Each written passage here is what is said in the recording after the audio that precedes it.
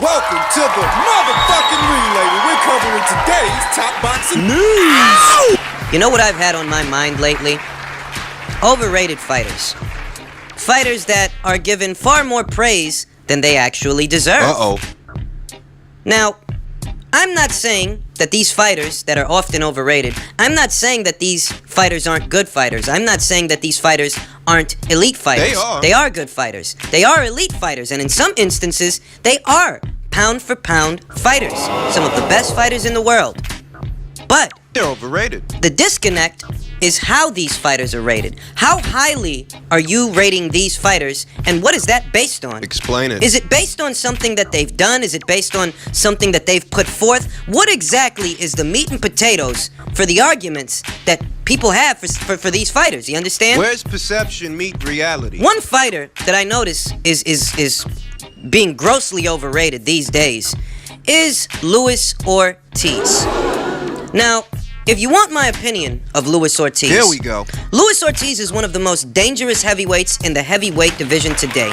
Luis Ortiz has what it takes to give just about anybody a long fucking night. He is an elite level fighter. But why is it that Luis Ortiz is overrated?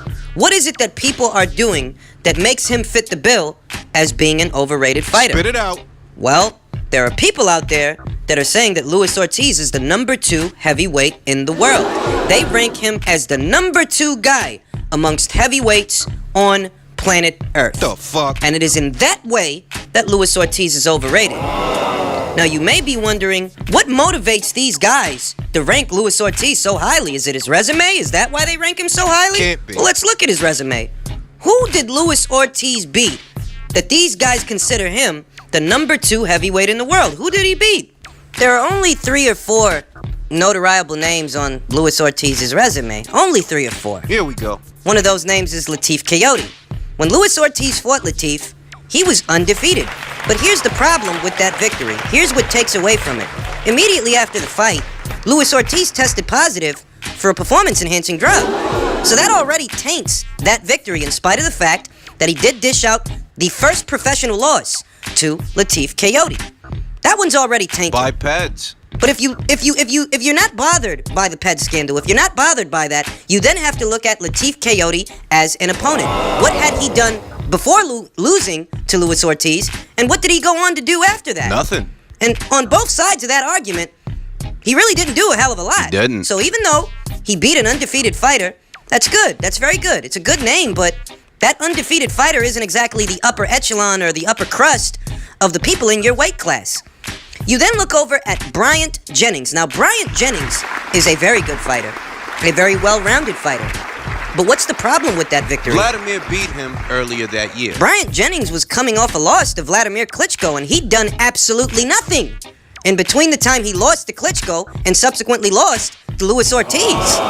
So that kind of denigrates that a bit. That, you know, this guy just took a loss to one of the best heavyweights in the world. So that might have softened him up for you. And that's not saying that it's not a solid victory. That's not saying that the victory itself counts for nothing. It does count for something, because Bryant Jennings is a good fighter. It is a name. Decent win. So it is saying something. But what it's not saying is that you're the number 2 guy in the division. It's not saying that. Not when one of the best names on your resume is coming right off a loss. No, that, you know, beating Bryant Jennings under those circumstances, that's hardly an argument to make you the number 2 guy in the division. Not based on that. Then you look over at Tony Thompson. Now, Tony Thompson, in his time, was a solid fighter. This is a guy who beat David Price not once, but twice, in knockout fashion. So Tony Thompson was a guy who had his virtues in his day. But ahead of the Luis Ortiz fight, Tony Thompson was about 44 years old and was 3 for 3 in his last 6, coming right off a loss to Malik Scott.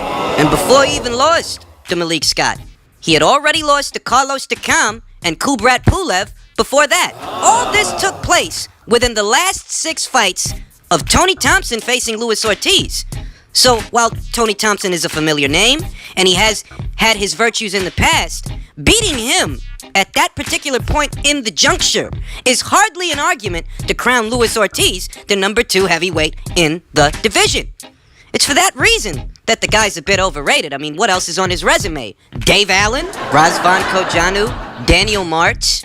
I mean, Dave Allen, he'd already gotten beat by Dylan White before Luis Ortiz fought him, and Daniel Martz and Razvan Kojanu, those are two guys that Joseph Parker beat before Luis Ortiz fought them. So if you're gonna rate Luis Ortiz on the premise of the people that he's fought, if you're gonna rate him at number 2, what? Joseph Parker would have to be number 1, and I guess Dylan White would have to be rated out of this world because he just beat Joseph Parker. You see what I'm getting at? That if we look for the basis in reality, based on his track record, which is essentially how ranks work, if we look in his track record, the argument really isn't there for him to be ranked at number 2. Now, is he a top 10 heavyweight? Yes, of course he is. He's shown that. He's shown that he's a top 10 heavyweight, but he certainly isn't number 2. And there is no argument you can formulate based on reality, based on the man's own record. There's no argument you can make for him to be ranked at number 2, other than your opinion, your perceptions that don't seem to align with reality. And that is the textbook definition of overrating something and overrating someone. You're giving this fighter a higher level of praise than they actually deserve. Because, well, the proof isn't in the pudding. I could think of a couple of guys with the same number of losses, the same number of setbacks as Luis Ortiz that have fought a higher caliber of opponent, a higher quality of opposition. Guys like Alexander Povetkin, arguably Dylan White and Kubrat Pulev. Arguably. Those guys have been competing at this level longer than Luis Ortiz, and those guys have racked up some better quality wins than Luis Ortiz. Some more arguable than others, but the same applies. That you wouldn't rank those guys at number 2, so why would you rank Luis Ortiz at number 2? It's for that reason that he comes to mind as one of the most overrated fighters in the heavyweight division. He is. But Luis Ortiz is not alone as far as being overrated. There's yet another very popular fighter that is grossly overrated, far more popular than Luis Ortiz. Who? That fighter happens to be a pound-for-pound fighter. He is. I mean, he graces my list. I'm pretty sure he's somewhere on yours. But is he overrated? He most certainly is. And that fighter's name is Gennady Golovkin. Let's understand something about Gennady Golovkin. He's already proven that he's one of the best fighters in the world. Middleweight. Because he's competed at the championship level He's a middleweight. for a very long time. He's a middleweight. But the question becomes, whilst competing at the championship level, defending his titles, who has he really had to fight in defense of those titles? Did he have to compete against any future Hall of Famers? Who'd he beat? Has he beaten any future Hall of Famers or any pound-for-pound fighters? Who'd he beat? Has he really been fighting the upper echelon, not of middleweights per se, but of fighters in the sport? Pound for pound. Does he have any scalps that belong to pound-for-pound fighters or highly rated, highly touted guys? Who'd he beat? When you look on Golovkin's resume, you find that this is a guy who held 3 of the 4 alphabet titles. But 2 of those titles, he didn't actually have to beat a champion to get them. Hell, one of them was just given to him. The other, he was elevated to a super champion via the WBA. You know, that's in unison with their funny bylaws, which is another video entirely. But when you look at Gennady Golovkin's resume and you look at him as a fighter, he's definitely the best middleweight in the world today. The argument is definitely there because he's faced A good amount. a variety of top-level middleweights. The question is, though, who were they in the grand scheme of things? Were they pound-for-pound fighters? Were they future Hall of Famers? It's a big deal. Were they champions? You see, there are people out there that rate Gennady Golovkin as the number 1 pound-for-pound fighter in the world. And while I feel, it's my opinion, that Gennady Golovkin is definitely a pound-for-pound fighter, to call him the number 1 pound-for-pound fighter is a gross and negligent exaggeration. There are far more guys out there that have shown and proven, not just in one weight class, but in several, that they can still continue to compete at the elite level, and not just the elite level, the championship level, against other champions. Several champions. Far more than Gennady Golovkin has had to face in close to 40 fights. It's the truth. And where these guys, upon their travels to higher weight classes, facing different opponents, different champions, where these guys have to acclimate and adapt to survive, where they have had to do this, Golovkin hasn't. He doesn't have that feather in his cap. He's never had to go to 168 and test his mettle against a top guy up there, you understand? But there are other people that have done this regularly. Moved up. People like Vasyl Lomachenko, people like Terrence Crawford, people like Mikey Garcia. Yet somehow, there are people out there that rate Gennady Golovkin ahead of them, even though all of them have faced more champions than him. Hell, Hell, some of them have unified more belts than he has. But somehow, there are people out there that rate Golovkin as the #1 pound-for-pound fighter in the world. And it is for that reason that Gennady Golovkin is overrated. Because once you perform a cross-comparison of who's done what, you'll find that Gennady Golovkin falls short in many areas compared to other guys. It's the truth. So you gotta ask the same question. On what premise are you rating him as the #1 pound-for-pound fighter in the world? For having done what exactly? Break it down. For having done what and beating who? Dominic Wade? Kell Brook? Vanez Martirosyan? No, I know. David Lemieux. That's why. That's why, right? Because he beat David Lemieux? Or is it because he beat Daniel Gill? Daniel Jacobs? I mean, you're telling me that these are the only guys you've got to beat to become the #1 pound-for-pound fighter in the world? None of those, really? Seriously? That's all you got to do? Them guys. As opposed to traveling to a higher weight class, fighting a naturally bigger guy, and stopping the naturally bigger guy. Like the Lomachenko did. Like Terrence Crawford did. You're telling me that Gennady Golovkin beating those guys, that's better than that? To a fanboy. This is yet another time where people's perceptions of a fighter, their opinions, their perceptions, they don't meet reality. They don't align with reality. Gennady Golovkin is definitely a pound-for-pound fighter. He graces my list, and I'm pretty sure he graces yours. But if you've got this guy at #1, I hate to tell you that you're overrating that guy. It's the truth. I mean, for Christ's sakes, at least 3 of the belts that Golovkin's held throughout his career, he got those belts without a contest. That's right. He didn't have to fight anybody to get the WBC title. He was elevated to super champion for the WBA title, and more recently, he was given the ring belt by Ring Magazine. It was given to him without a contest.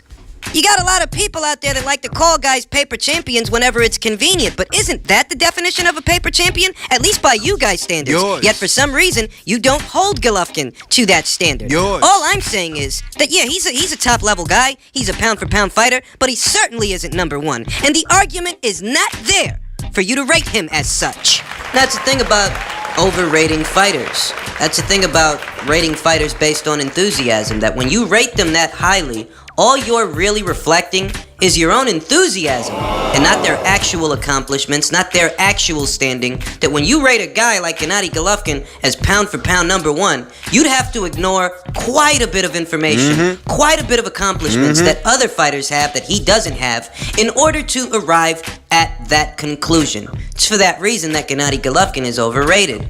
And yet another guy who people are really enthusiastic about, guy that's got a buzz. He's not on my list, but he might be on yours. Might be.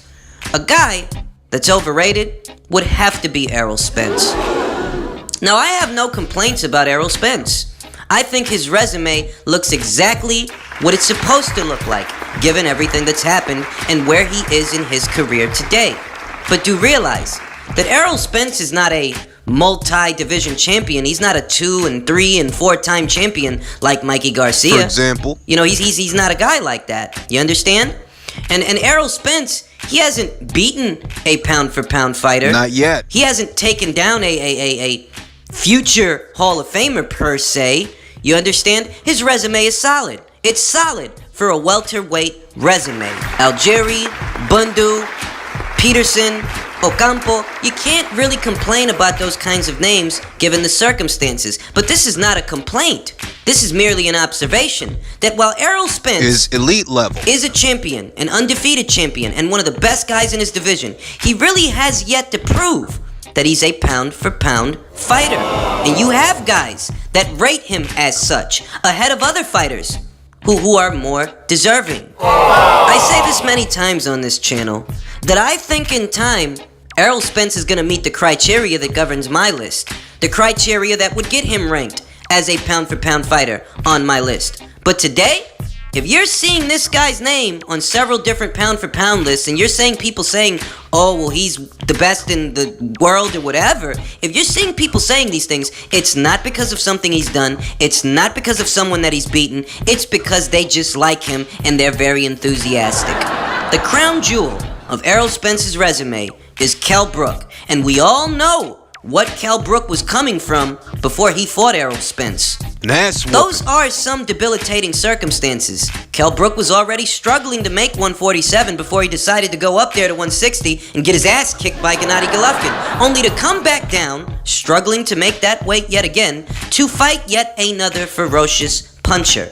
And this is the crown jewel of Errol Spence's resume. No other name is better than that name. Every other name pales in comparison. The best guy he beat was a guy who just took a thrashing. Errol Spence hasn't faced more champions than some others. He hasn't unified a title yet. And obviously he's not a multi-division champion. So when you're searching for the argument that would qualify him as a pound-for-pound fighter, it seems that these guys have him there just on a vote of confidence. Things that he will do, but hasn't actually done yet. Well, let's put it this way, fellas. Ranks don't work that way. Ranks work based on what you've actually done, what you've shown and proven, what you have already shown and proven. Ranks aren't about your interpretation, your perceptions, your opinions, or your forecasts. In order to be ranked, some things have to have happened already.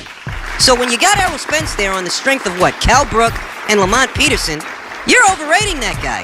And it's that simple. Now in closing, these three fighters that I mentioned, every single one of them is an elite fighter. Every single one of them is a good fighter. But they're overrated. You're giving these guys far too much credit for a vote of confidence as opposed to something that they've actually done.